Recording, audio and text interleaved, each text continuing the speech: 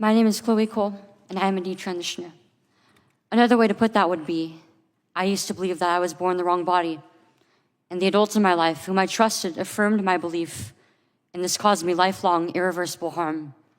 I speak to you today as a victim of one of the biggest medical scandals in the history of the United States of America.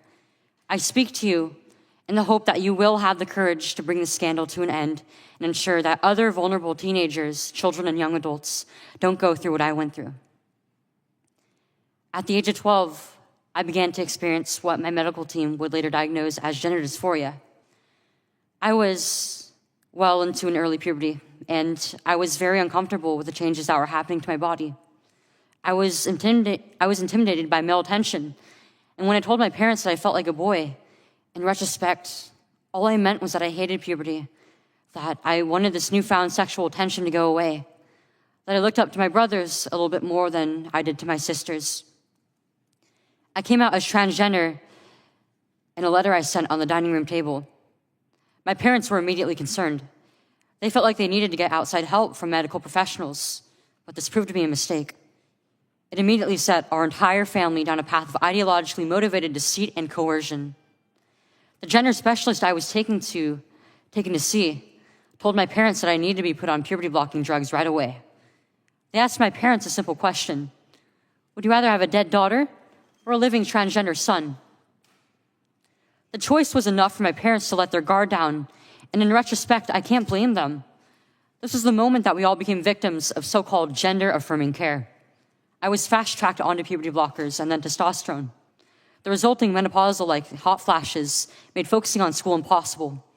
I still get joint pains and weird pops in my back, but they were far worse when I was on the blockers. A month later, when I was 13, I had my first testosterone injection. This caused permanent changes to my body. My voice will forever be deeper, my jawline sharper, my nose longer, my bone structure permanently masculinized, my Adam's apple more prominent, my fertility unknown. I look in the mirror sometimes and I feel like a monster. I had a double mastectomy at 15. They tested my amputated breast for cancer. And I was cancer-free, of course. I was perfectly healthy. There was nothing wrong with my still developing body or my breasts, other than that, as an insecure teenage girl, I felt awkward about it. Before I was able to legally drive, I had a huge part of my future womanhood taken from me. I will never be able to breastfeed, and I have massive scars across my chest, and the skin grafts that they took of my nipples are weeping fluid today, and they were grafted into a more masculine positioning, they said. After surgery, my grades in school plummeted. Everything that I went through did nothing to address my underlying mental health issues that I had. And my doctors, with their theories on gender, thought that all my problems would go away as soon as I was surgically transformed into something that vaguely resembled a boy.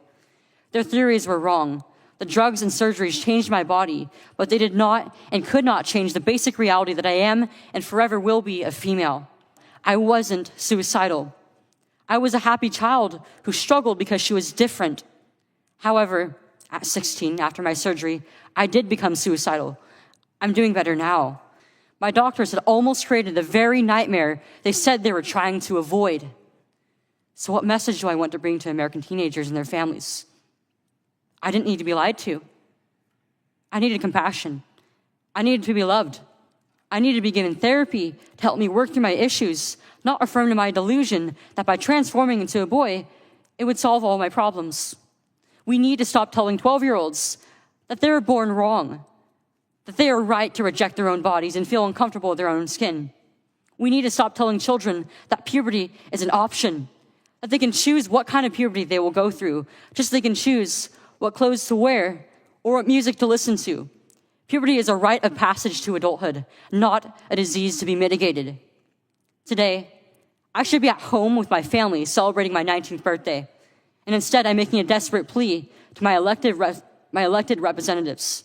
Learn the lessons from other medical scandals like the opioid crisis, to recognize that doctors are human too, and sometimes they are wrong. My childhood was ruined along with thousands of detransitioners that I know through our networks. This needs to stop. You alone can stop it. Enough children have already been victimized by this barbaric pseudoscience. Please let me be your final warning. Thank you. Today's your birthday? It is. You're a beautiful, brave woman. Thank you for being here. Thank you.